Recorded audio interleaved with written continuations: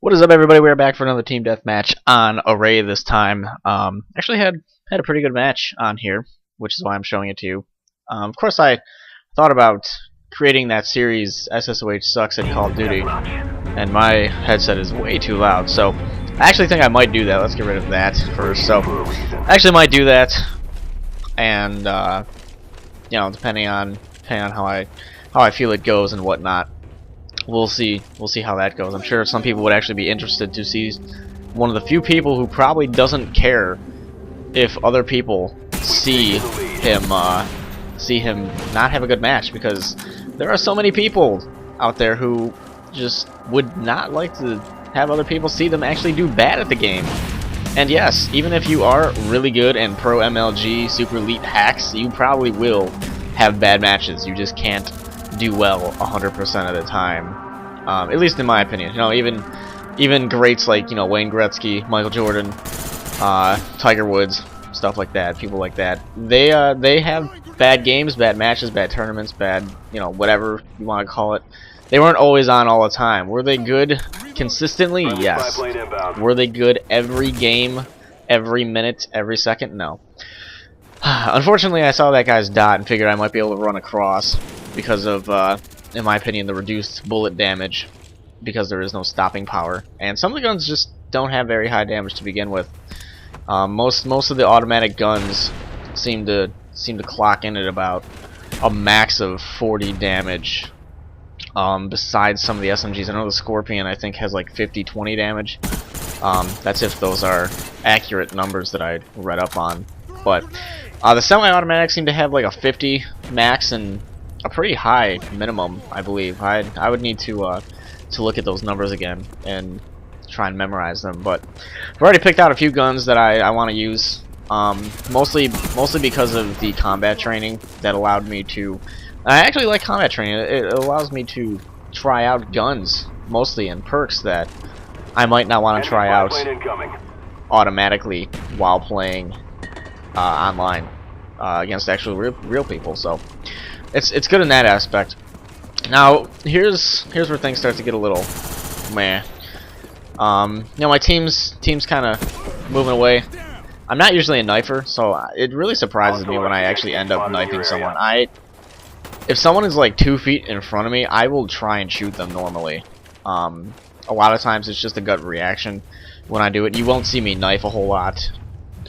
Like once a match, maybe. Unless I know for sure the person like doesn't see me, and I'm just gonna run up and sneak up on them. If you don't know what this gun is, it's the FAMA. I'm pretty sure it's the FAMA.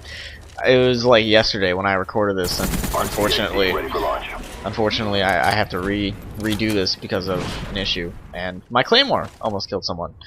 Unfortunately, you do not resupply Claymores, which is a good and bad thing.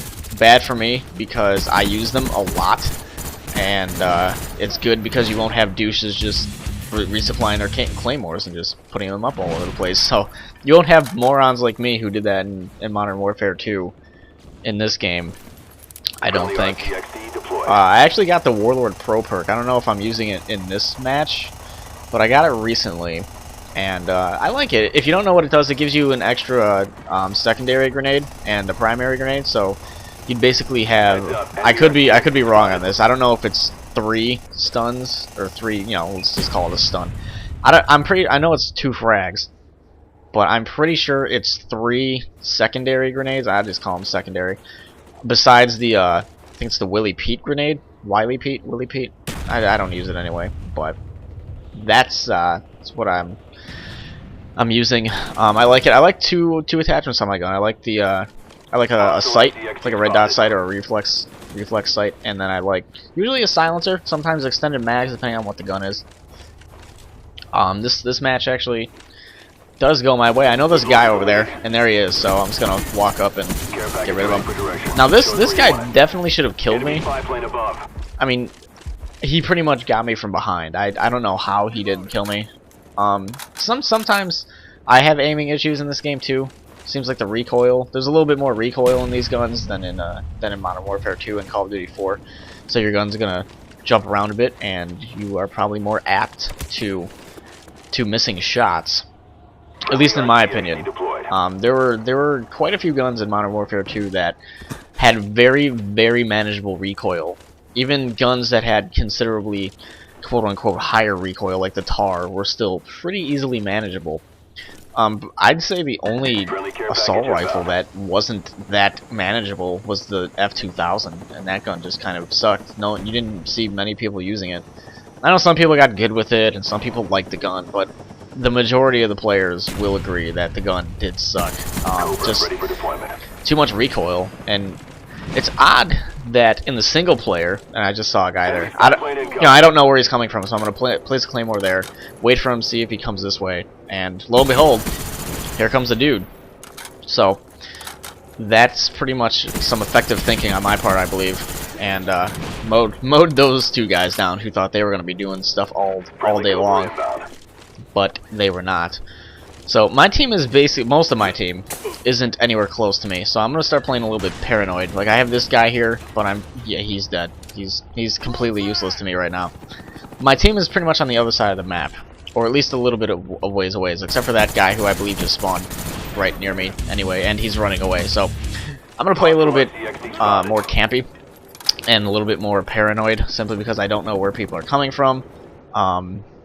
You know, I don't have a team around me to gauge, and I thought the teammate was gonna run in, and I thought that was a teammate. I hesitated. Normally, you don't want to hesitate.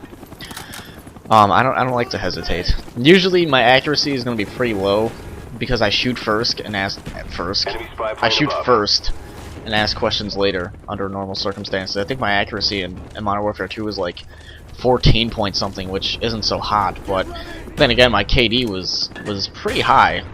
And it really didn't matter what my accuracy was. You know, a lot of times I would use the RPD and just spam into an area where I thought there might be an enemy and end up missing 50 shots. Well, I had Scavenger Pro. What the hell do I care if I'm wasting ammo? I'm just going to pick up another ammo bag and resupply it. So a lot of times, in my opinion, my philosophy is to shoot first and ask questions later. Sure, it's going to lead to some more deaths because your little dot's going to pop up and pretty much give yourself away.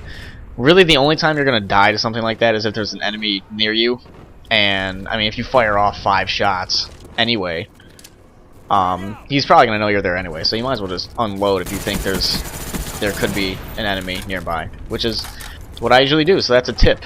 If you're stingy with your ammo, then you might want to look into scavenger and shooting a little bit more. Or put a silencer on and go that route, because then you won't pop up on the radar when you're firing. So it's just my style of play. Take it or leave it. Kind of a frag fail, but you can take it or leave it. My accuracy wasn't so good, but my KD wasn't affected by that.